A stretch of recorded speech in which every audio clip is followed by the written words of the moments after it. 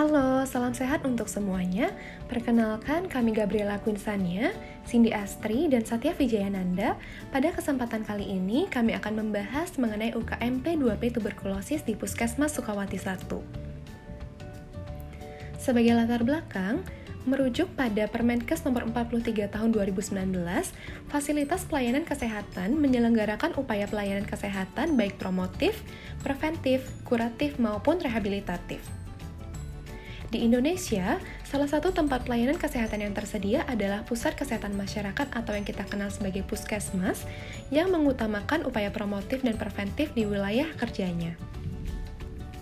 Puskesmas memiliki dua fungsi, yaitu penyelenggaraan upaya kesehatan masyarakat atau UKM dan upaya kesehatan perseorangan atau UKP. Salah satu bagian dari UKM adalah UKM esensial, yang berupa pelayanan promosi kesehatan, kesehatan lingkungan, kesehatan keluarga, pencegahan dan pengendalian penyakit, serta pelayanan gizi. Salah satu UKM esensial yang dilaksanakan oleh Puskesmas Sukawati 1 adalah UKM P2P TB yang diharapkan mampu memberikan pelayanan kesehatan pada pasien dengan penyakit tuberkulosis dengan mengacu pada indikator-indikator dan target kinerja. Adapun kebijakan dan pedoman yang mendasari, yaitu Peraturan Menteri Kesehatan Republik Indonesia Nomor 67 Tahun 2016 tentang penanggulangan tuberkulosis, dan Peraturan Presiden Nomor 67 Tahun 2021 tentang penanggulangan tuberkulosis. Tujuan dari program P2P tuberkulosis ini adalah mencegah dan juga mengendalikan kasus tuberkulosis sehingga nantinya dapat menurunkan kasus TB itu sendiri.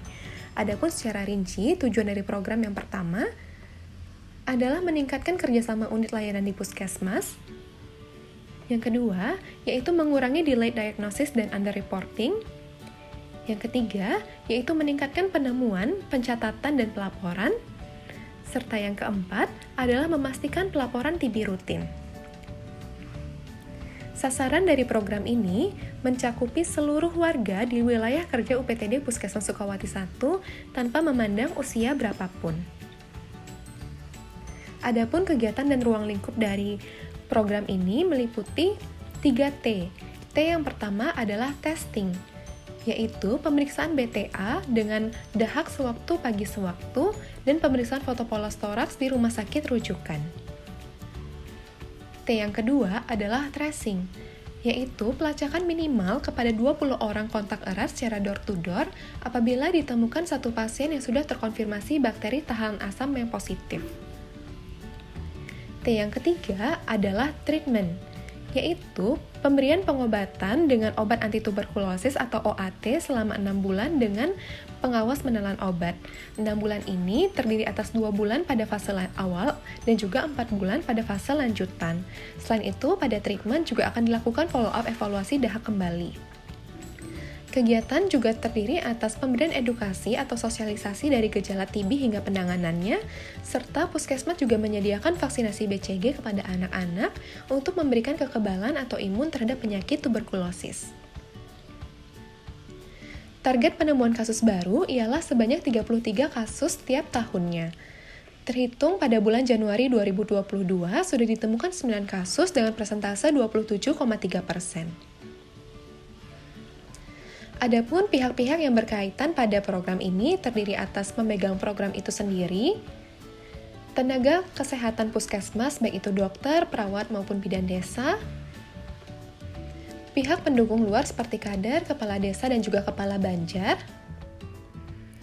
rumah sakit rujukan dan dinas kesehatan, serta tim PISPK atau Program Indonesia Sehat dan Pendekatan Keluarga. Sumber dana berasal dari dana Puskesmas itu sendiri maupun dana dari bantuan operasional kesehatan dari kas pemerintah daerah.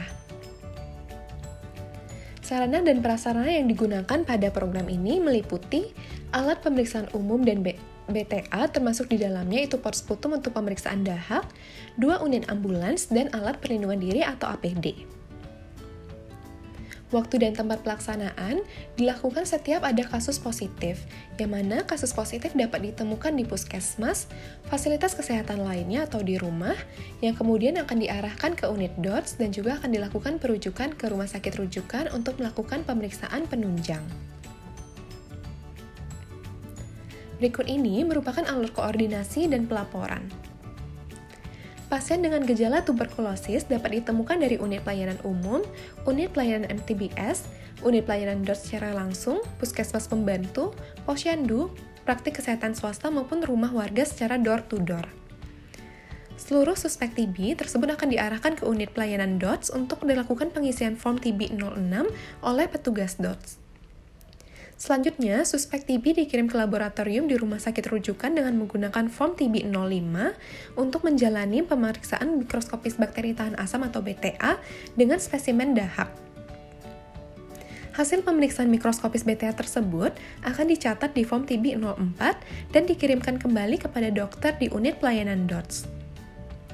Setelah menerima hasil pemeriksaan, dokter di unit pelayanan DOTS akan menegakkan diagnosis pasien TB dan kemudian pasien tersebut akan diregistrasi dengan menggunakan form TB 01, 02, dan juga 03. Dokter di unit pelayanan DOTS tersebut kemudian akan memberikan penjelasan terkait dengan pengobatan TB yang dijalani oleh pasien, termasuk cara pengambilan obat dan juga penentuan dari PMO. Apabila ditemukan adanya hambatan, maka alur pelaporan akan dimulai dari pemegang program, menuju ke penanggung jawab UKM esensial, hingga berakhir di kepala puskesmas.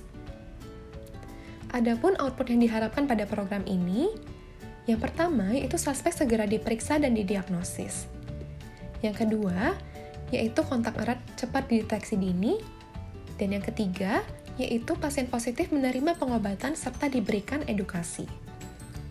Adapun outcome dari program ini meliputi peningkatan penemuan kasus baru, peningkatan pasien yang diterapi, serta peningkatan conversion dan success rate.